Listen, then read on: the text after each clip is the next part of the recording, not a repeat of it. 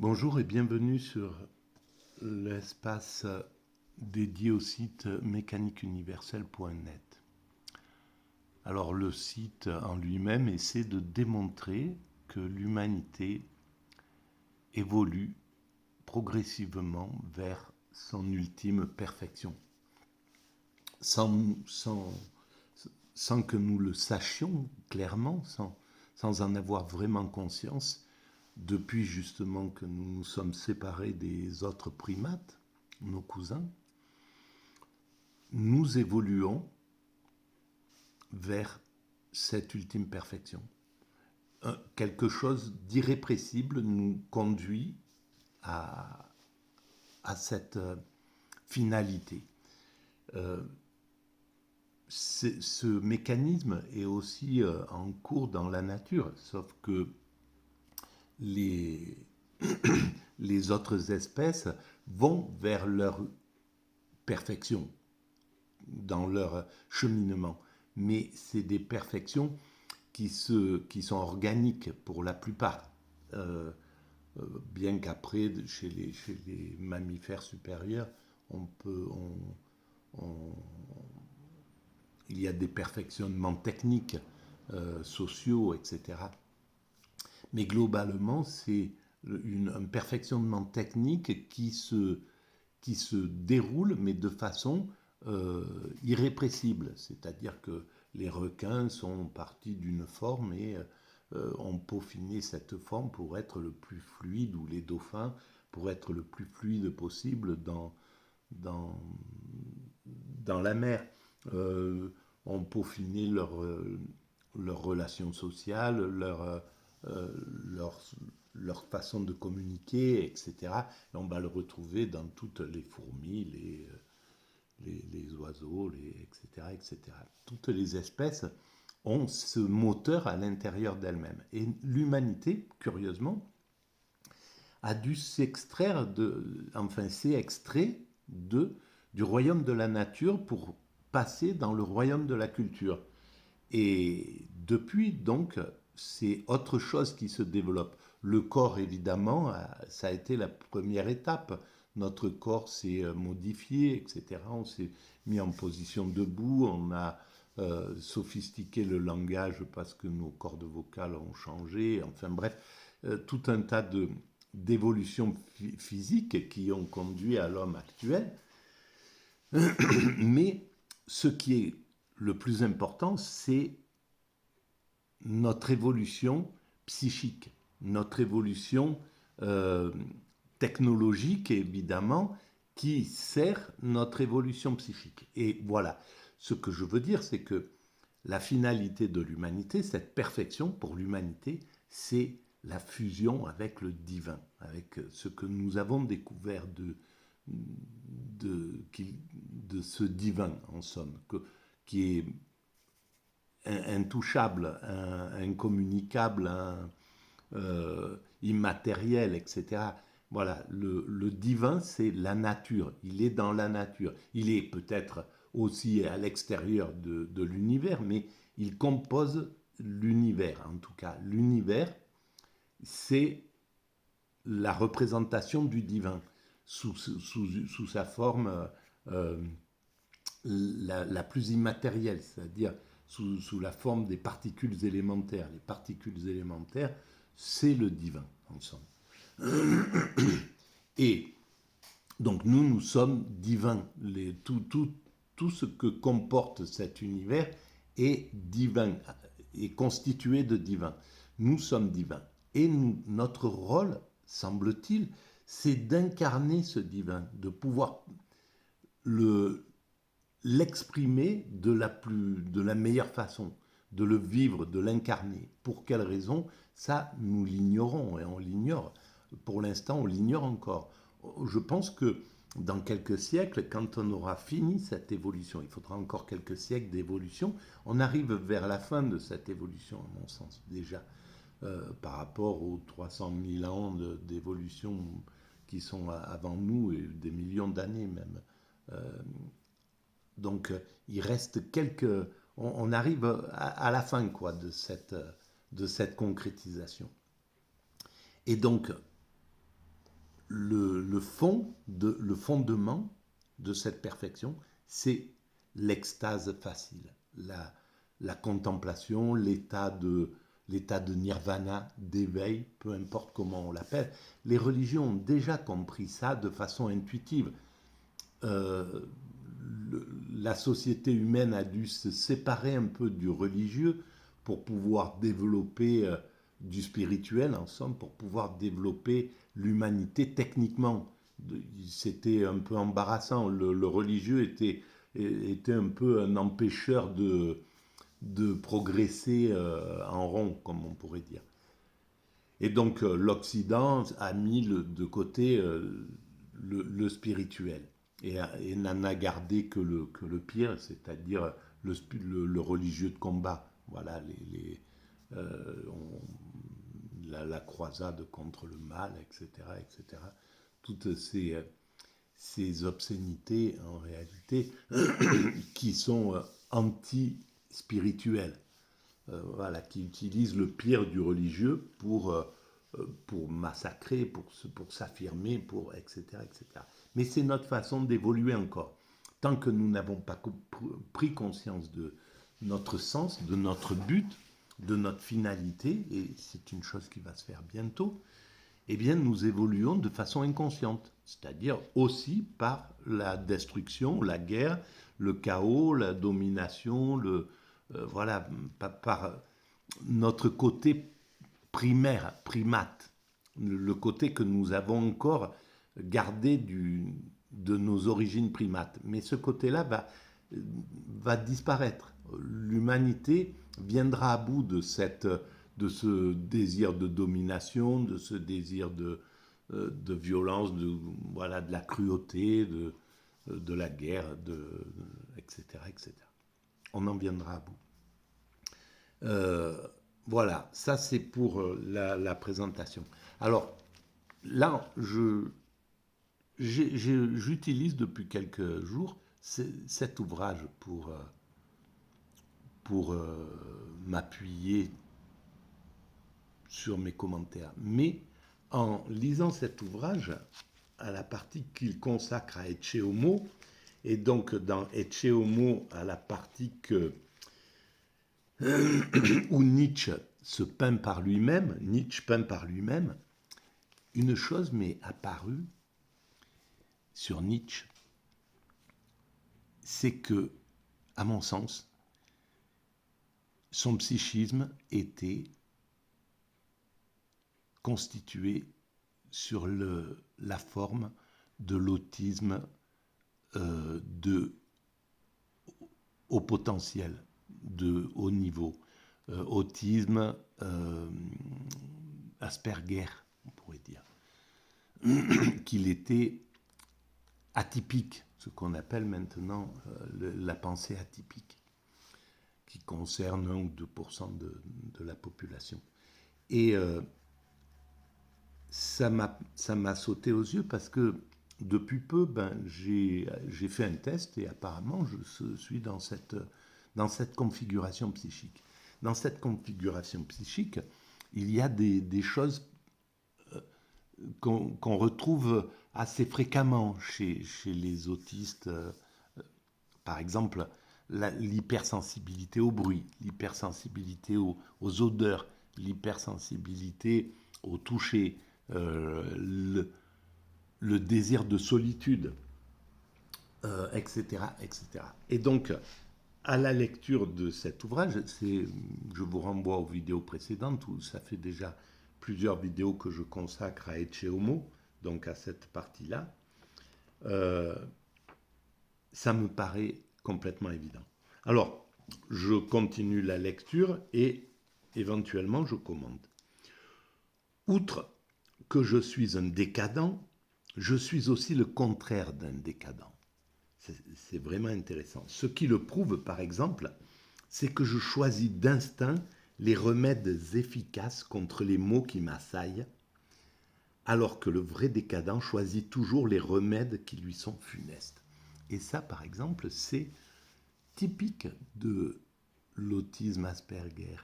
C'est-à-dire que il faut s'adapter. On n'est pas euh, constitué pour vivre harmonieusement dans ce monde. Donc, ce monde est trop violent pour nous. On arrive dans ce monde, dans l'enfance, quand on est confronté aux autres, euh, avec des fragilités, des faiblesses,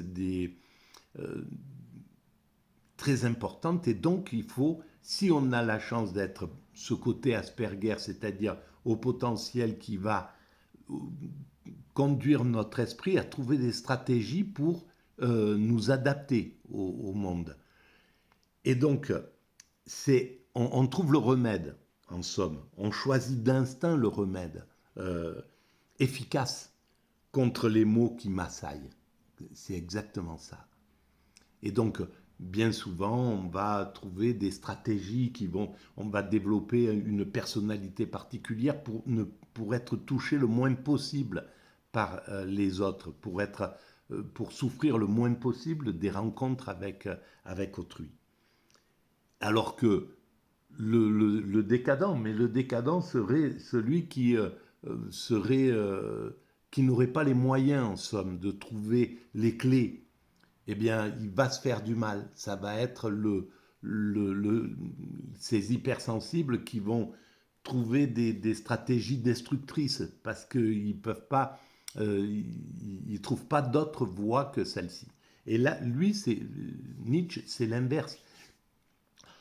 Nietzsche a préservé sa santé, malgré tout, même si elle a été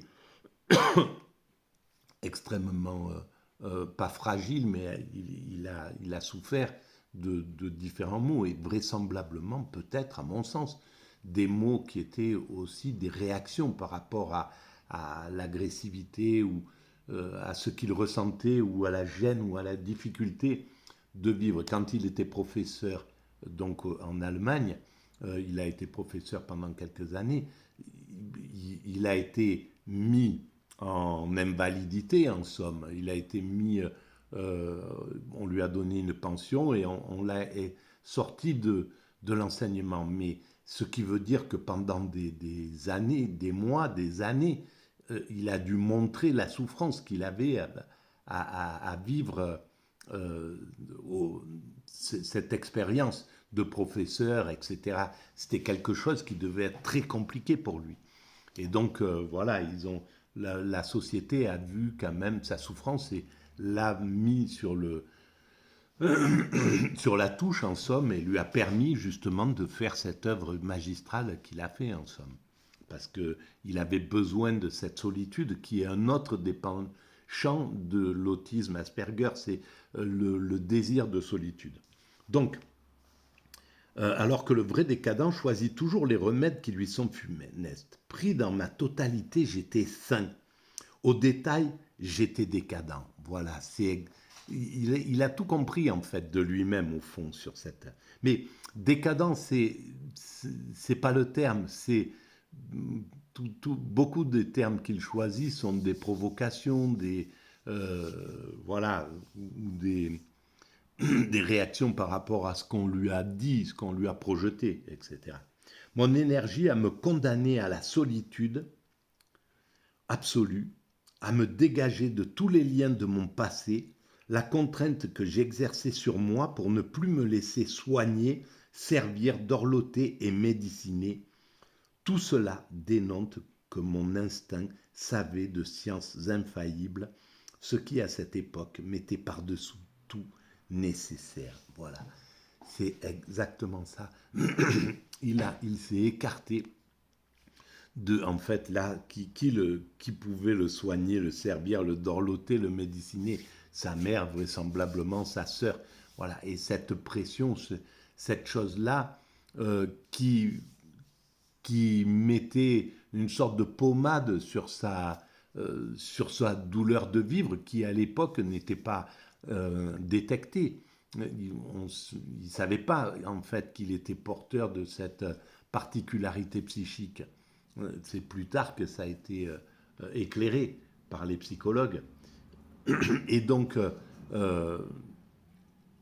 le fait de le soigner d'une façon, en le protégeant, etc., ou un soin qui n'était pas celui qu'il espérait et qu'il voyait qui était bon pour lui, peut-être du côté familial ou du côté, je ne sais pas, il l'a refusé et il a préféré souffrir en fait, mais gérer son problème d'une autre façon. Et il l'a géré en partant, en voyageant entre le nord et le sud, entre l'Italie, la Côte d'Azur et l'Allemagne ou l'Autriche ou la Suisse. Et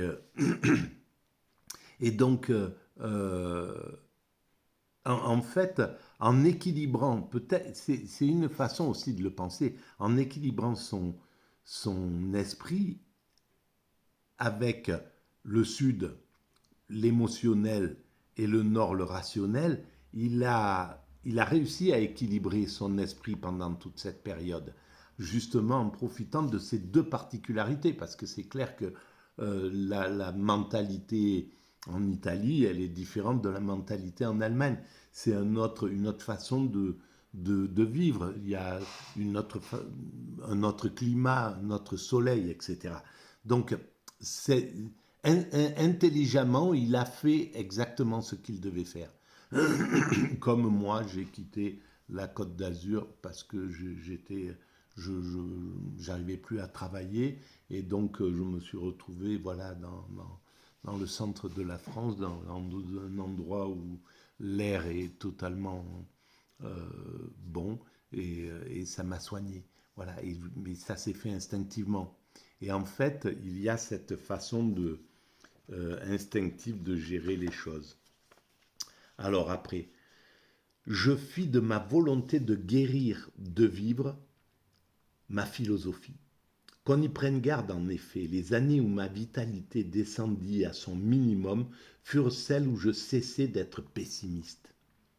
Parce qu'il avait à lutter contre quelque chose et il était son seul maître. En fait, c'était pour l'autiste Asperger comme ça, il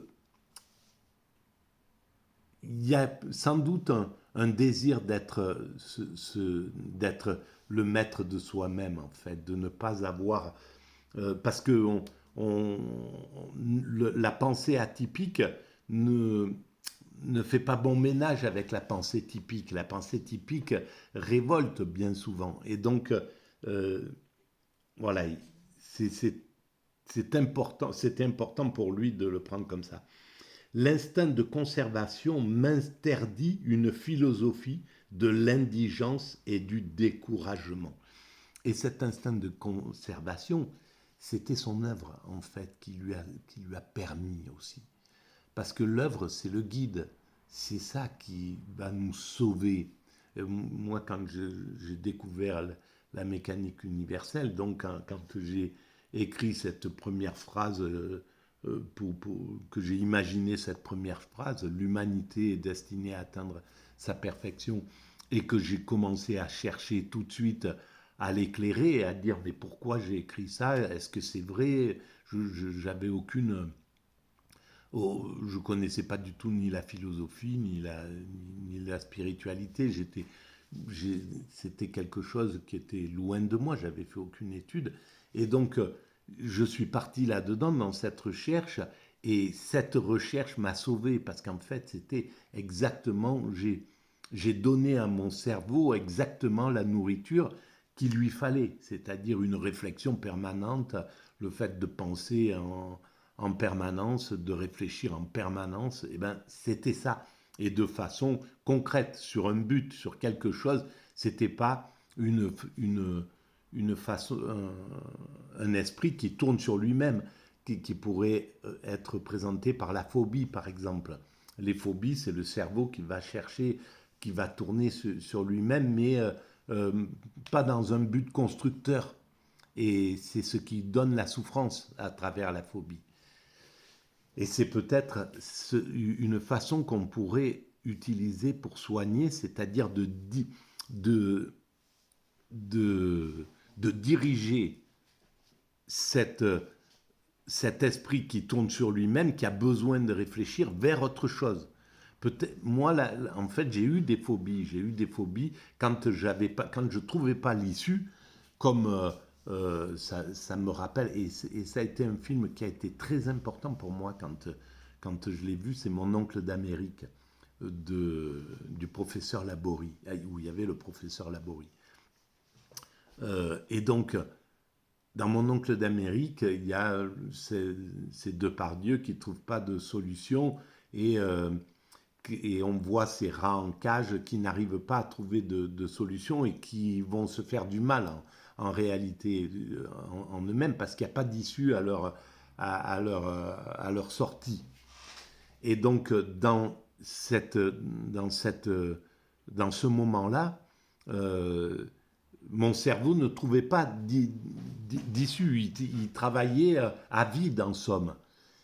Et donc, c'était d'une souffrance mais inouïe, inouïe. Et quand il est tombé sur la mécanique universelle, qu'il a pu diriger son truc dans un sens qui est infini, en fait, parce que depuis, ça fait 23 ans que j'ai découvert cette théorie, en 1999, depuis, mon cerveau, même si la théorie est finie, globalement, j'ai essayé de tout expliquer. C'est une sorte de totalité comme ça. Je ne me souviens plus comment ça s'appelle en philosophie.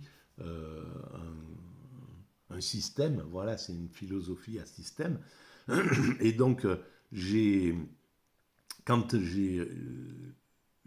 j'avais fini cette chose-là, mais mon cerveau devait continuer, préciser, etc., etc. Et donc, c'est une sauvegarde, c'est une bénédiction d'être tombé dans cette chose-là. Donc ça, si on permet à quelqu'un qui est dans la phobie, dans les phobies, ou le cerveau, dans l'autisme qui tourne, qui n'arrive pas à s'exprimer en fait, un autisme qui ne trouve pas sa voix, si on lui permet de trouver sa voie, on le sauve à mon sens. Et ça sera le